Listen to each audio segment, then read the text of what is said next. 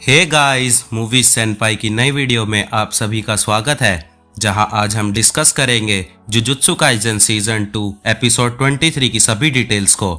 इससे पहले की एपिसोड्स की वीडियो आप कमेंट में पिन प्लेलिस्ट में चेक कर सकते हैं।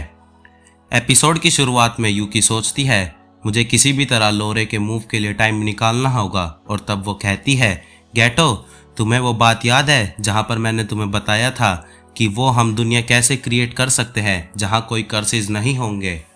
पर चाहे तुम जो मर्जी मेथड एडॉप्ट करो, ह्यूमंस एडवांस स्टेज पर जाते ही रहेंगे और इंसानियत की अगली स्टेज कर्स एनर्जी से अलग होना है। तब केंजाकू कहता है ऐसा नहीं है, उनकी अगली स्टेज कर्स एनर्जी को ऑप्टिमाइज करना है। और तब यूकी इटाडोरी से उसके बारे में पूछती है, पर इटाडोरी को कुछ समझ नहीं आता। केंजाकू कहता है पर मुझे लगा था जब 12 साल पहले तोजी मरा था तुमने उस मेथड को छोड़ दिया था। तब यूकी कहती है जब मैं गेटो से बात कर रही थी तब मैंने सोचा कि मुझे अपने ओरिजिनल प्रिंसिपल्स पर वापस आ जाना चाहिए, और वैसे भी तुम्हारे प्लान में एक बहुत बड़ी कमी है। जापान के अलावा पूरी दुनिया में बहुत कम जुजुत्सु सोर्सरर्स और कर्स स्पिरिट्स हैं। कर्स्ड एनर्जी की ऑप्टिमाइजेशन के लिए तेंगेन के बैरियर की बहुत ज़्यादा ज़रूरी है। मतलब वही ह्यूमन सोर्सरर्स बन सकते हैं जहां तेंगेन और ऑप्टिमाइज्ड कर्स एनर्जी इकट्ठी हो।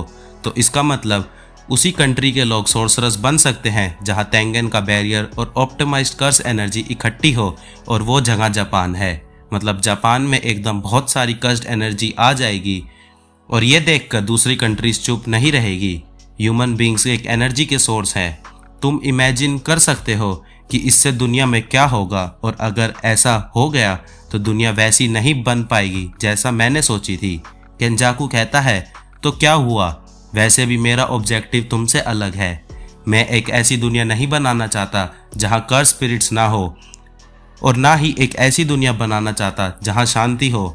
नॉन सोर्सरर्स, सोर्सरर्स और कर्स स्पिरिट वो सभी पॉसिबिलिटीज़ हैं जो तब बनती है जब ह्यूमन बींग्स के अंदर कर्स्ड एनर्जी बनती है।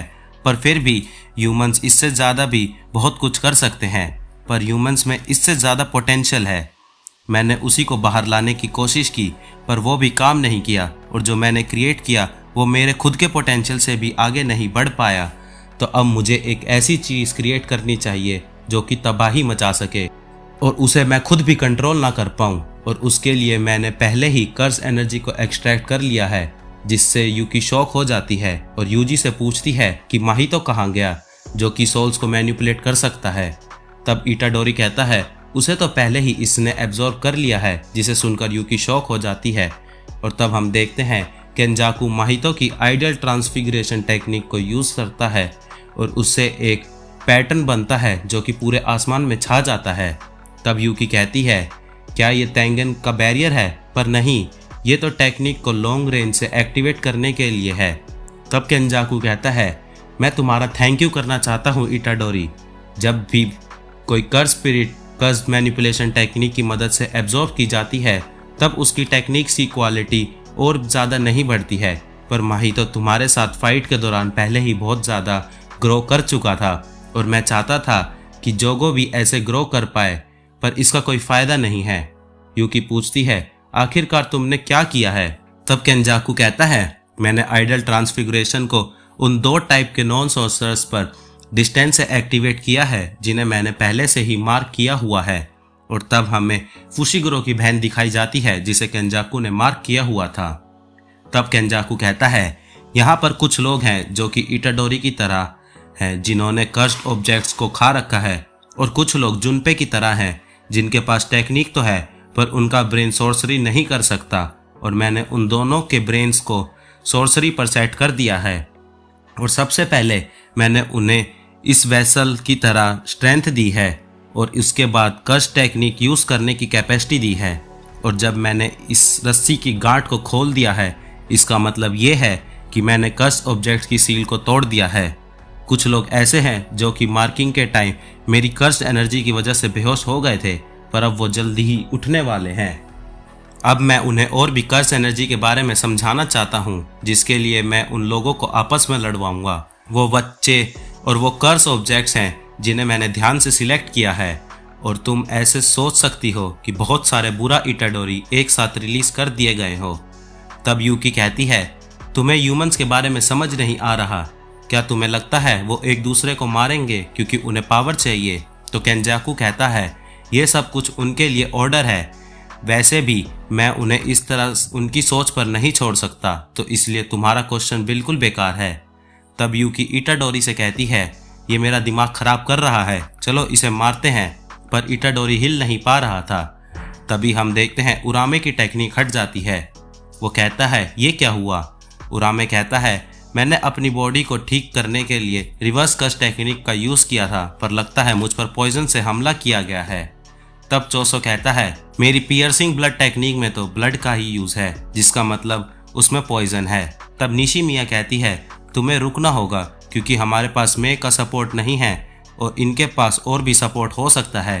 तब यूकी कहती है टोडो, मे और मीवा सारे मेरे दोस्तों की प्रोटेक्शन में हैं और वो लोग अभी लड़ने के लिए तैयार नहीं हैं। तब यहाँ पांडा कामो से पूछता है कि क्या तुम हिल सकते हो, और कामो कहता है मैं अपने बॉडी टेम्परेचर को रेगुलेट कर सकता हूँ, तो इसलिए मैं मूव तो कर सकता हूँ, और कुसाकाबे लड़ने से मना कर देता है।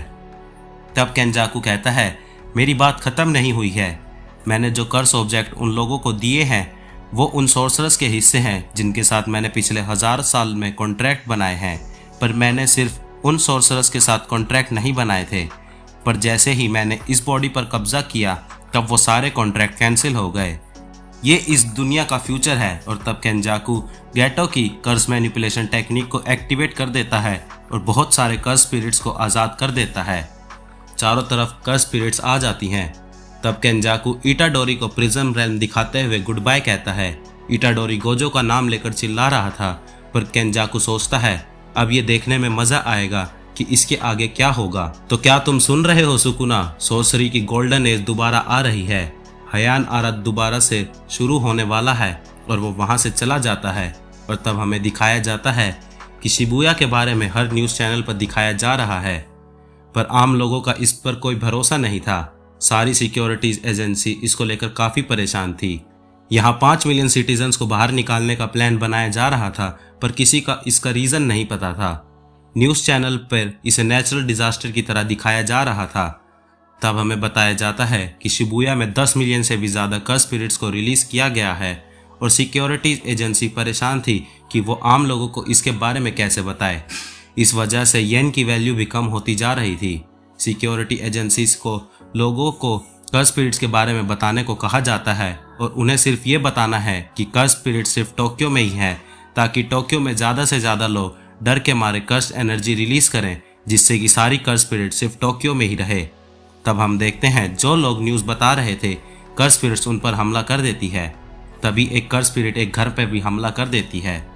यहाँ हम एक लड़की को देखते हैं जो कि खाना खा रही थी, पर उसे कुछ एहसास होता है। तभी एक चीज़ उसे अपनी तरफ बुलाती है और वो कहती है तुम्हें यहाँ खतरा है, मेरे पास आ जाओ। तब वो लड़की कहती है मेरी माँ का क्या होगा? तो वो कर्स स्पिरिट कहती है तुम्हारी माँ, बाप, भाई, बहन, टीचर सभी यहाँ हैं। तो वो लड़की कहती है मेरा तो कोई भाई ही नहीं है और अपने टीचर से तो मैं नफरत करती हूँ। तब वो कर्स स्पिरिट भी सेम चीज़ रिपीट करती है और वो लड़की उसे पानी देने के लिए आगे बढ़ती है।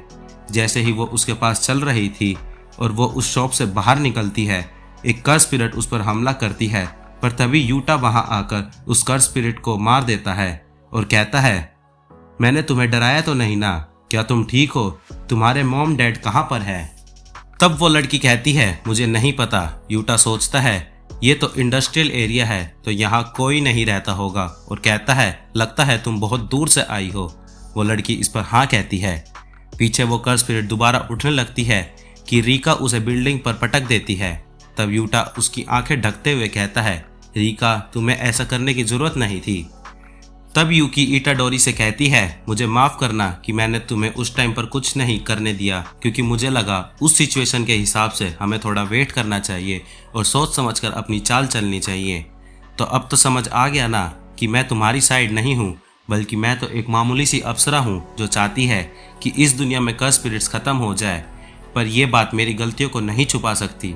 तो इसलिए मैं और मेरे फ्रेंड्स इसकी पूरी जिम्मेदारी लेते हैं और उन बच्चों को वापस भेज देंगे जो यहाँ पर हैं। और अब टेंगेन से मिलने का समय आ चुका है, तो अब आगे तुम क्या करना चाहते हो? यहाँ हमें हायर अप्स की मीटिंग दिखाई जाती है जहाँ यूटा भी होता है।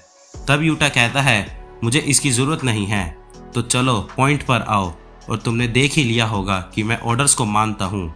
एक हायर अप कहता है कि कर्स स्पिरिट को मारना कुछ प्रूव नहीं करता, तो यूटा कहता है अगर तुम्हें मुझ पर विश्वास नहीं है तो मेरे साथ बाइंडिंग बाउ कर लो या फिर और कुछ, पर इससे फ़र्क नहीं पड़ता वो गोजो का स्टूडेंट है या नहीं। उसने शिबुया में इनुमाकी का हाथ काटा है, तो इसलिए मैं इटाडोरी को खुद मारूंगा। और तब हमें जुजुत्सु हेडक्वार्टर के नोटिस के बारे में बताया जाता है। उसमें लिखा था कि सुगुरो गेटो जिंदा है और उसे मार दिया जाए। दूसरा ये कि शिबुया में गोजो ने गेटो का साथ दिया है और उसे रेल्म ऑफ सॉर्सरी से परमानेंट एक्सपेल किया जाता है, और अगर उसे किसी ने अनसील किया तो ये क्राइम माना जाएगा। तीसरा पॉइंट ये कि मासामिची ने गोजो और गेटो को शिबुया इंसिडेंट करने के लिए उकसाया था, जिस वजह से उसे भी डेथ पेनल्टी दी जाती है। लास्ट पॉइंट ये कि यूजी की मौत पर लगाई गई रोक हटा दी गई है और उसको सबसे पहले एग्जीक्यूट किया जाएगा, जिस काम के लिए यूटा ओकोत्सु को चुना गया है।